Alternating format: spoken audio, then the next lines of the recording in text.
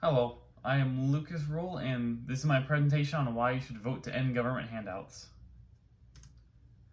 There's a persuasive argument. The cost for these programs is absolutely astronomical.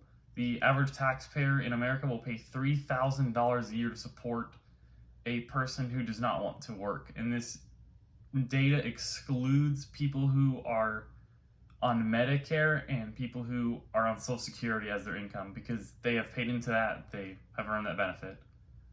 As of right now, 2023, your government has spent $496 billion on coverage and food, and actually, it includes some daycare programs now. It's gotten a lot more advanced over the last few years for these people who don't want to work.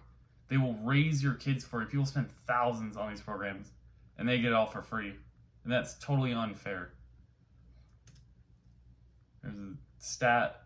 If you were to vote to end this program, you'd cut your tax bill by $3,000, or around 20% less taxes every year.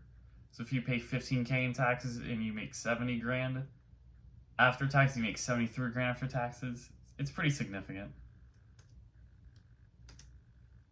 The cost, that was a main issue I talked about. $496 billion. This could be going into the economy. This could be going to fix our roads, our infrastructure, prop up businesses that could help the country. This could be going to cancer research. It could be going to NASA. I live in Florida, and not enough money goes to NASA for them to do the research.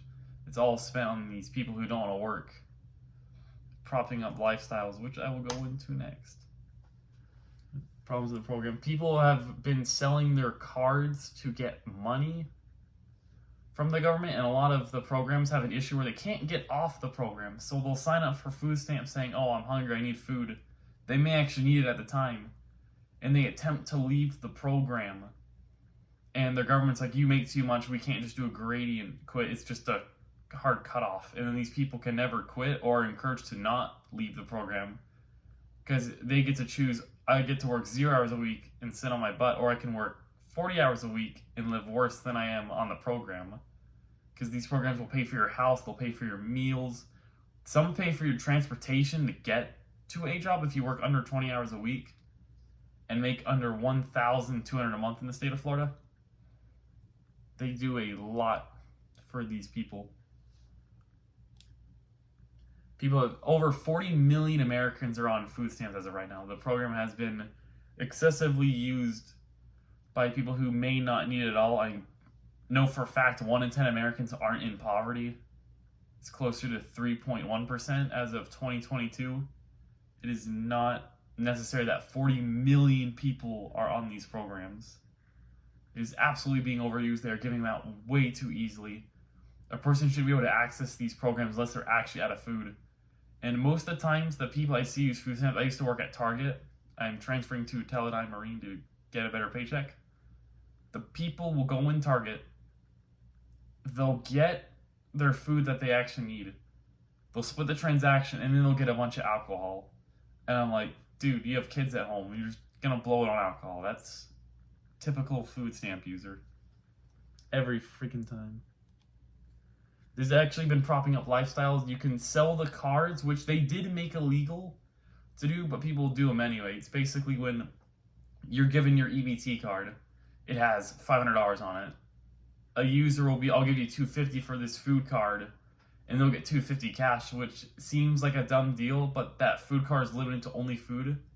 Now they have $250 cash to spend on whatever they feel they want to do. So people who don't actually need food stamps will get it, sell for half its value, and they'll basically be getting free money every month from the government.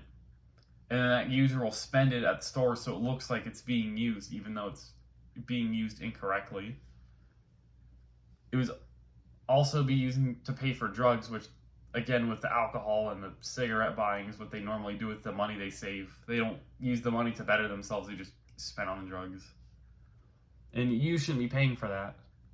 As well as another propping up bad lifestyles with crime. I know South Daytona, and there's a lot of Section 8 apartments. Because they're not at work, they're out and about doing whatever they feel like, and they'll start to commit crimes. They'll steal, there's higher theft rates, there's higher violence crime. There's a lot of noise complaints. You can't just get sleep. People will be up at like 2 a.m. because they don't got nowhere to go tomorrow. and it increases the crime rate wherever these build these Section 8 neighborhoods. It's not fair to the citizens that live there to have their town be bought out by the landlord so they can make money with Section 8 apartments. There's also a societal problem that this is not fair to people who actually are working and paying for things. A lot of Americans are struggling right now, and their money's being taken from them to pay for people who don't want to work. That $3,000 a year could pay for the difference in groceries because of inflation. The extra $250 a month could go to like your kids or a car repair or fuel budget or a vacation or something fun you want to actually do, and not the government to give it to people who don't want to work, who already have more free time. Here's a recap. Americans should vote to end the food stamps programs to save their economy and so they can pay less taxes at the end of every year. And it's just not fair to Americans to front all this money to people who don't want to work. Everyone raves about how Americans take good care of their people who don't want to work, but they don't take care of their citizens who are putting in full-time hours. It's not the right thing to do to be giving out free stuff that you don't choose to. The generosity should come from you, not from the government taking from you. And I think a lot of crime would stop, as a lot of people would actually have to behave to get a job, because no one wants someone rowdy at their workplace. But when you don't have to earn or behave to get things you need and want, there's no point. And that's all I have to say for my presentation. Thank you for listening. Here are my sources at the end here, and vote to end government benefits.